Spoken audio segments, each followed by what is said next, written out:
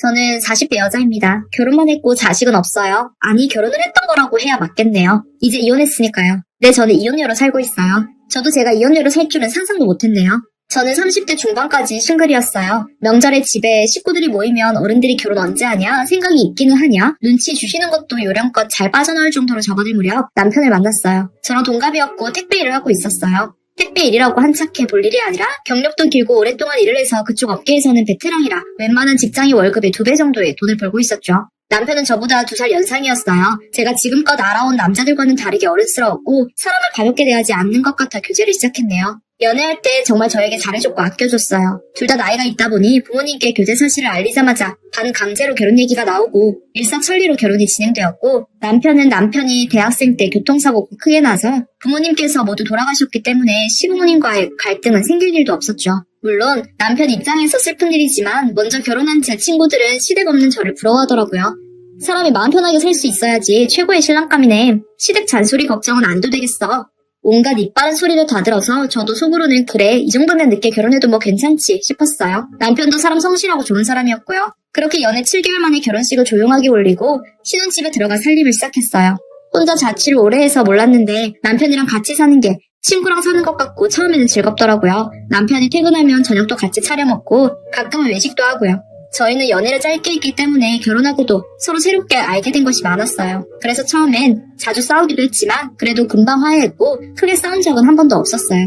그렇게 서로 더 잘 알게 되고 서로 더욱 사랑하게 되었죠. 적어도 저는 그랬어요. 그런 줄만 알았죠. 남편과 아이는 천천히 계획하기로 말해둔 상태였어요. 사실 저는 아이를 키우는 것보다 제 일을 하며 제 스스로 경제력을 갖추고 사는 게 좋았어요. 그런데 아이가 생기면 아무래도 경력에 타격이 갈 테니까 아이를 아예 안 가지는 방향도 고려 중이었어요. 물론 친정 부모님은 손주 보고 싶어 안달이셨고 언제 손주 가지냐 계획은 있냐 수도 없이 물으셨어요. 그래도 제가 단호하게 아직 계획이 없다고 말씀드렸고 잔소리하실 시부모님은 계시지도 않아서 저는 아이 스트레스도 없었죠. 그렇게 결혼하고 1년 후 첫 번째 결혼 기념일이라고 남편 휴가를 길게 받아서 함께 여행을 가자고 했어요. 넉넉한 형편은 아니었지만 그래도 저도 모아온 돈을 보태서 남편과 단둘이 일본으로 둘이 첫 해외여행을 떠났어요. 처음으로 비행기 타고 떠난 여행이라 둘 다 들떴고 서툰 여행 계획이었지만 나름대로 인터넷 뒤져가며 열심히 스케줄 짜서 알차게 놀았네요. 그러다가 일본을 떠나기 전날 호텔에서 남편이 갑자기 어깨가 아프다면서 좀 주물러달라고 했어요.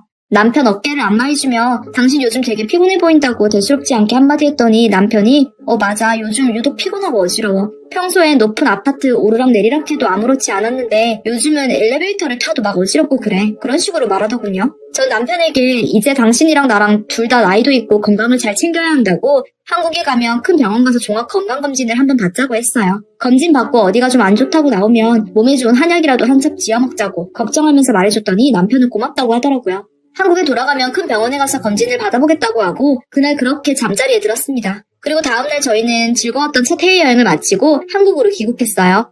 한국 돌아오는 날 공항 입국장 들어서면서도 남편에게 이제 한국 왔으니까 병원 예약하고 건강검진 받으러 가봐. 괜히 또 미루다가 나중에 잊어버리지 말고 결심했을 때 딱 가는 게 좋아. 하고 한 번 더 신신당부했어요. 남편은 응 그래 알겠어. 한마디 하고 걱정해줘서 고마워하더라고요. 그런데 여행이 끝나고 또 쓴 만큼 벌어야 한다는 생각에 남편은 휴가 때 못한 일을 다 몰아하듯이 평소보다 더 바쁘게 일했고 저도 다니는 회사에서 새 프로젝트를 시작하게 되어 둘 다 다른 생각할 여유도 없이 바빴어요. 일주일에 2번은 야근을 해야 했던 터라 집에 들어가면 먼저 퇴근해 잠든 남편을 볼 때가 잦아졌어요. 그래도 남편도 열심히 일하고 들어갔을 테니까 피곤하겠지 생각하면서 힘든 몸 이끌고 다음날 아침밥을 차려주고 잠들었었죠. 남편도 아침 먹고 출근하면 당신 피곤할 텐데 아침 식사 차려줘서 고마워 하고 문자를 보내요. 그럼 저는 아니야 내가 늦게 들어와서 얼굴도 못 보내 미안해 프로젝트 끝나면 우리 외식도 좀 하자 하고요. 그렇게 서로서로 위로해가며 응원하면서 각자 바쁘게 일하며 열심히 살고 있었어요. 여행 다녀오고 바쁘게 일한 지 3주 정도 지났을 때 회사 구내식당에서 점심 식사를 하고 사무실로 올라와 잠시 의자에 앉아 쉬고 있었는데 갑자기 핸드폰이 울리더라고요. 받아보니 거리가 있는 곳에 위치한 대학병원이라고 했어요. 저희 남편 이름을 말하며 보호자분 되시냐고 묻길래 와이프라고 대답했어요. 그러더니 저희 남편이 지금 정신을 잃고 쓰러져서 그 병원 응급실에 실려갔다네요. 저 너무 놀라 당장 회사 상사에게 사정을 설명하고 바쁜 일 제쳐두고 병원으로 가서 남편의 상태를 확인할 수 있었죠. 가는 내내 정신이 하나도 없고 머릿속이 뒤엉킨 기분이었어요. 그제서야 한동안 잊고 지냈던 건강검진 얘기도 생각났죠. 까먹기 전에 받아보라고 했는데 바쁘다는 이유로 저도 잊어버리고 남편에게 언지를 다시 안 해준 게 결국 남편 몸을 혹사하는 줄을 모르고 내버려둔 것 같아서 스스로 굉장히 자책했어요. 병원에 도착하니 간호사가 남편에게 안내해 주었고 남편은 링거를 꼽은 채 침대 위에 눈 감고 누워 있었어요. 얼굴빛이 하얗고 볼도 홀쭉하게 들어간 게 그동안 바빠서 제대로 돌보지 못했던 얼굴이 보이더라고요. 이렇게 된 게 전부 제 잘못인 것만 같아서 남편 보고 눈물이 났어요. 의사는 과로로 쓰러지신 것 같은데 얼굴이 많이 안 좋으셔서 아무래도 정밀검사를 해보시는 게 좋겠다고 검사를 권유했어요.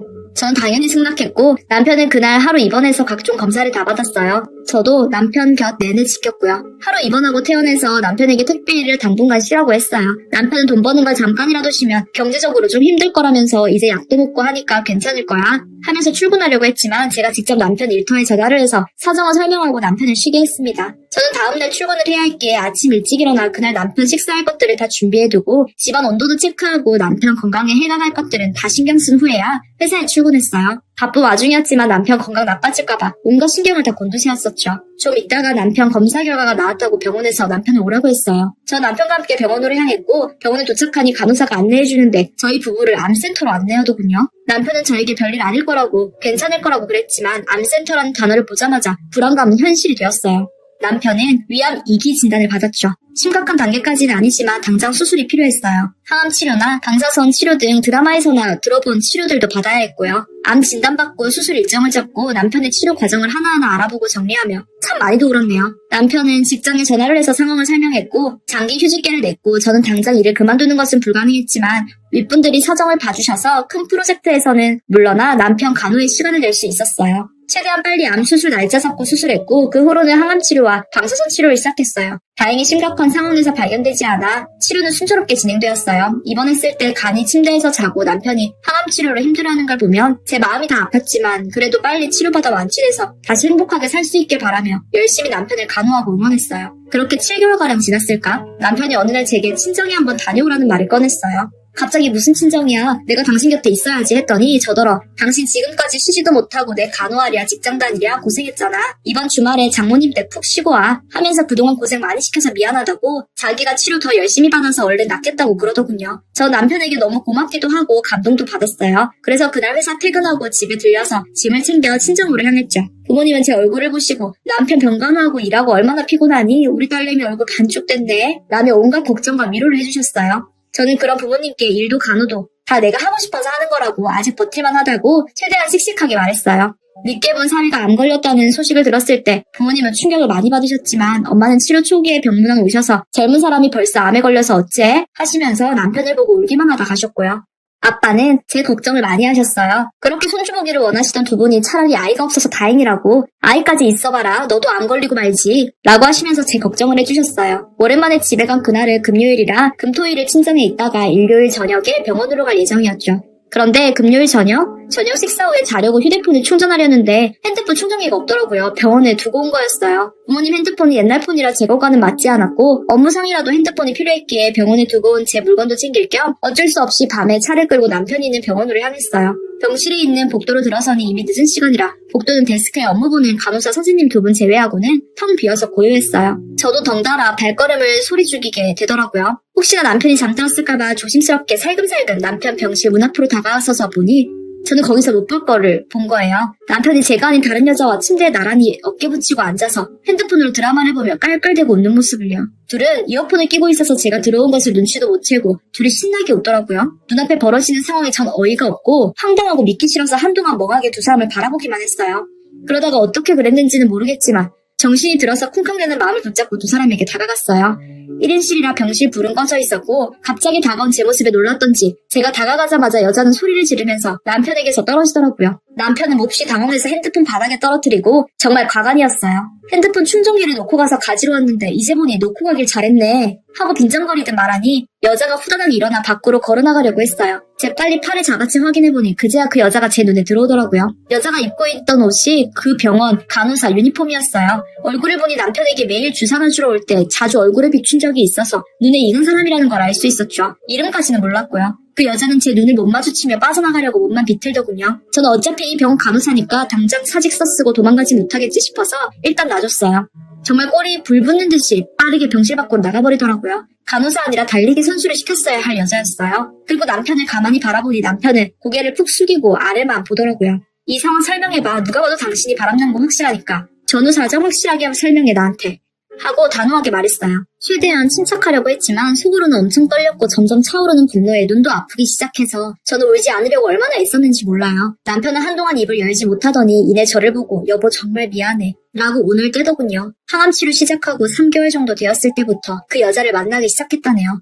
제가 회사 일로 바빠서 낮에는 병원에 있지 못하니까 많이 외로웠다고요. 그런데 저 여자가 말동무도 해주고 많은 힘이 되었다네요. 어이없고 허탈해서 나는 당신 치료비 벌려고 나가서 일하고 아픈 당신을 일하게 하기 싫어서 혼자 열심히 일했는데 그게 결국엔 당신 외롭게 만들고 내가 내 손으로 내 무덤 판 거라고 말하는 거구나. 결국 나만 나쁜 사람 만드는 거네. 라고 쏘아대니 남편은 말을 더 하지도 못하더라고요. 그 말을 하고 한참을 침묵하는데 그동안의 시간들이 스치더라고요. 남편이 처음 암 진단받고 많이 무서워하고 겁도 났지만 그래도 초기니까 잘 치료받아서 건강하게 함께 오래 살 수 있을 거야. 치료하는 동안 남편한테 일 생각 안 하게 잘 위로해주고 치료에만 집중하게 해야지. 내가 좀 더 힘들어도 남편은 쉬게 해야지. 그런 생각으로 열심히 혼자 일하고 그러면서도 최선을 다해 남편을 간호했어요. 그런데 제가 어떻게든 열심히 희망 갖고 살아보겠다고 발버둥 치는 동안 남편이 외롭다는 이유로 제가 옆에 있어주는 시간이 부족했다는 이유로 한참 어린 간호사와 바람을 피우고 있었네요. 그것도 4개월이 넘는 시간 동안 저를 속이고요. 나만 결국 아등바등했구나 하는 생각에 눈물이 고이기 시작했지만 남편 앞에서 울기는 싫어 이 악물고 참았어요. 한참 기다리다 남편에게 말했어요. 우리 이혼하자고요. 남편은 그제야 고개 들더니 자기가 다 잘못했다고 당장 저 여자 정리하고 죽을 때까지 저에게 용서를 빌고 살겠다며 매달렸죠. 그런데 저는 일말의 망설임도 없었어요. 저는 지난 시간들과 제 노력이 다 헛짓이었던 제 마음 고생한 게 안타까울 뿐이었죠. 누구를 한 번인데 봐줘라. 진심으로 용서 비는 것 같으니까 쉽게 이혼 결정하지 말아라. 할지도 모르지만 저는 이미 그 장면을 보는 순간 제 마음은 굳어진 상태였어요. 어쩌면 저도 속으로 지쳐 있었던 건지 몰라요. 그래서 더욱 배신감이 들었고요. 저는 그 자리에서 병원에 놔뒀던 제 짐들 싹 빼서 나왔어요. 친정집에 돌아와서야 맘 놓고 울 수 있었죠. 부모님은 깜짝 놀라셔서 왜 그러냐고 물어보시는데 제가 불효녀된 것 같아 더 서럽더라고요. 사정을 다 말씀드렸더니 아빠는 노발대발하시며 당장 이혼하라고 하셨고 엄마는 왜 우리 딸이 그 고생 다 하고 힘들어야 하냐며 우셨어요. 주말 동안 부모님 집에서 마음을 추스리고 엄마가 해준 밥을 먹고 쉬었어요. 월요일이 되자마자 이혼 전문 변호사를 찾아가서 남편에게 이혼 소장 보냈고 남편은 정말 반성하고 있다고 이혼 못하겠다고 했지만 저는 변함없이 이혼시켜달라는 입장 고수했고 결국엔 혼인 파탄의 사유가 남편에게 있었기 때문에 이혼하는 걸로 판결났어요.